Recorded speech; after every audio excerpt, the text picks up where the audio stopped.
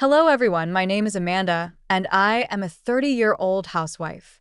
As I stand here today, I can't help but reflect on the intricate web of my life, woven with threads of obligation, expectation, and the silent sacrifices of those we love. My story is not just mine, but also that of my father, a kind and gentle soul who became unwittingly ensnared in the demands of my married life. 5 years ago, life was simpler, or so it seemed. I lived in a small, cozy house on the outskirts of the city with my husband Charles and his mother Sandra. You might think this sounds like a warm family setting, but there was a catch. My presence in the house was under a constant unspoken condition. My father would pay for everything. Each month, he quietly handled our bills, never once letting his discomfort show, though I could see the strain it caused him. Living with Charles and Sandra was like walking a tightrope.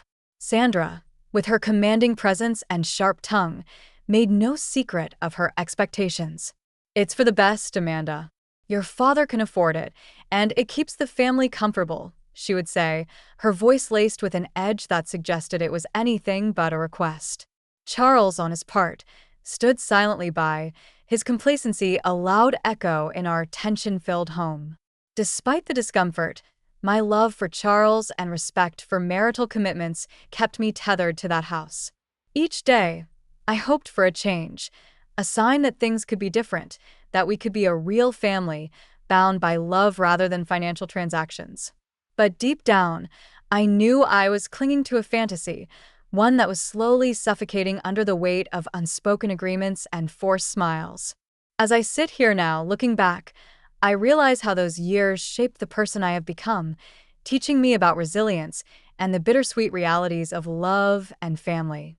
Little did I know the toughest tests were yet to come, starting with a phone call that would change everything.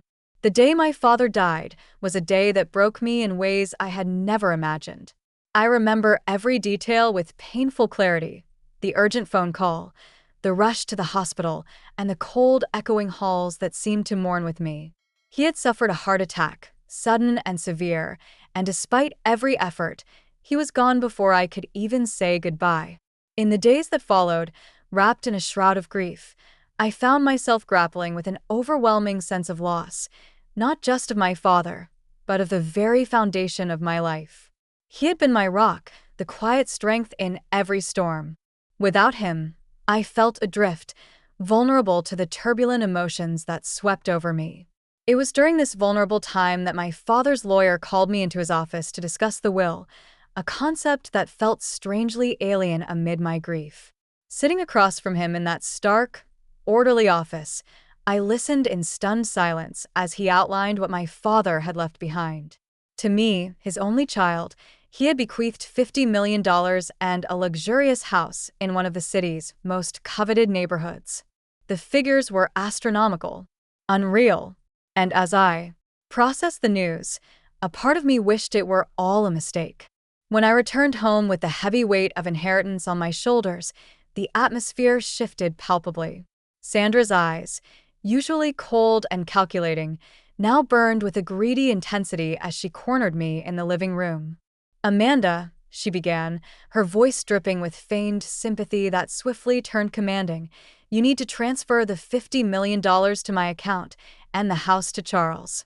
It's what's best for the family." Her demand hung in the air like a toxic cloud. I was still reeling from my loss, and here was my mother-in-law, not offering comfort or support, but seizing the opportunity to enrich herself and her son at my expense. The audacity of her claim was suffocating. And in that moment, I knew that their kindness had always been a facade, conditional on what my father could provide.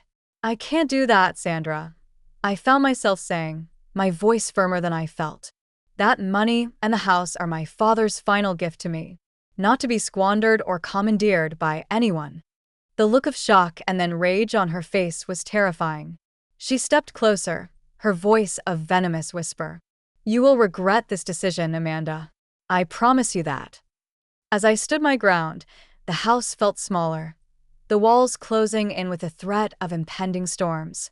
I had stood up to Sandra for the first time, but at what cost? The foundations of my life were about to be shaken, and I braced myself for the fallout that was sure to come. The fallout from my refusal to surrender my inheritance was swift and brutal. Within days, the home I had shared with Charles and Sandra felt more like a battleground, charged with hostility and silent accusations. Charles, whom I had loved and trusted, now looked at me with a mix of confusion and resentment. The man who had vowed to stand by me in sickness and in health seemed lost, torn between his mother's manipulative demands and the remnants of our shared life. The tension reached its peak one cold morning when Charles handed me the divorce papers. His hands were steady, but his eyes avoided mine. "Amanda, this is how it has to be," he muttered, almost to himself. The words felt like a sharp jab to my already bruised heart. I realized then that I was not just losing a husband. I was being discarded because I no longer fit into the convenient mold they had designed for me. I signed the papers with a trembling hand, the ink of my signature marking the end of one life and the uncertain beginning of another. As I packed my belongings, Sandra watched from the doorway, a satisfied smirk playing on her lips. "You brought this upon yourself," she said, a cruel note of victory in her voice. Evicted from the house, and with the divorce finalizing my isolation, I moved into the home my father had left me. It was a beautiful, sprawling estate, a stark contrast to the modest house I had been forced out of. Alone amidst the echoing halls of my new home, I struggled to piece together a semblance of normalcy. But fate, it seemed, had yet another curve to throw my way. Charles, now grappling with the harsh realities of his decisions, suffered a severe accident at his workplace, a mishap that left him with a broken leg and unable to continue his duties as a security guard. The irony of his plight, once a figure of strength and now broken and jobless, was not lost on me. It wasn't long before he came knocking on my door, his pride swallowed by his dire circumstances. "Amanda, I need help," he said, standing awkwardly on crutches on my doorstep, a shadow of his former self.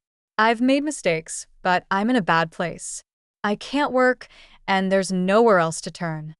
Looking into his eyes, I saw the desperation and the faint hope that I might mend the bridges he had burned. But the wounds were too fresh, the betrayal too deep. I had learned a harsh lesson in self-preservation. And though every fiber of my being ached with the desire to help, I knew better. "I'm sorry, Charles," I replied, my voice steady despite the turmoil inside. "I can't. You made your choice, and now I have to make mine." As I closed the door on Charles and symbolically on my old life, I felt the final tie severing. It was time to rebuild, not just my home, but my entire existence. The journey ahead was mine alone, and I was determined to rise from these ashes stronger and more resilient than ever. As the dust settled on the upheavals of my past, the vast, silent rooms of the house my father left me seemed to echo with possibility. It was here, amidst the sprawling gardens and sunlit corridors, that I began to envision a new purpose, a sanctuary not just for myself, but for others who had reached their twilight years without a place to call home. Inspired by my father's lifelong dream of giving back to the community, I decided to transform the estate into a haven for the elderly. The idea was not just to offer them shelter, but to create a vibrant community where stories, wisdom, and laughter could intermingle freely. I poured my heart and resources into renovating each room, ensuring comfort and warmth radiated from every corner. The work was exhaustive but exhilarating. With each new fixture installed, each piece of furniture carefully chosen, I felt a piece of my old wounds heal. The physical labor of building something tangible was therapeutic, a stark contrast to the emotional turmoil I had endured. It was during these days of hard work that I truly came to terms with the end of my marriage and the betrayal that accompanied it. As the home neared completion, I began to meet with potential residents. Each elder came with a lifetime of experiences etched into their faces and a cautious hope in their eyes. I listened intently to their stories, each one a testament to resilience and strength. Slowly, the house began to fill with its new inhabitants, their presence breathing life into its once empty spaces. One particular resident, Mrs. Eleanor Rigby, a sprightly 80-year-old with sparkling eyes and a penchant for storytelling. Jacob was a grounding presence. His steady demeanor, a stark contrast to the tumultuous relationships of my past. His interest in my work and his eagerness to visit the home and meet its residents touched me deeply. He didn't just listen, he engaged, bringing laughter and joy to everyone he met. One crisp autumn evening, as we walked through the gardens of the home, Jacob stopped and turned to face me, his expression serious yet tender.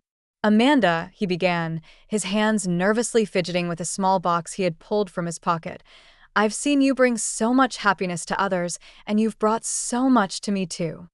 I can't imagine a future without you. Will you marry me?" The proposal took my breath away, not just because it was unexpected, but because it felt so right. Here was a man who saw me for who I truly was, who had been a friend long before he became a lover. "Yes, Jacob," I replied, my voice steady and my heart full. "Yes, I will marry you." Our wedding was a simple yet beautiful affair, held in the very gardens where he proposed, surrounded by the people who had become my family. With the golden hues of the setting sun as our backdrop, we exchanged vows of love and commitment. Life with Jacob brought a sense of completeness I had never known. Together, we navigated the challenges and joys of our days, always supportive, always kind. My home, once a symbol of my new beginning, now also became a symbol of our shared future. As I reflect on the journey that brought me here, from the depths of despair to the heights of happiness, I am reminded of the unpredictable twists of fate. Each step, each decision led me to this moment.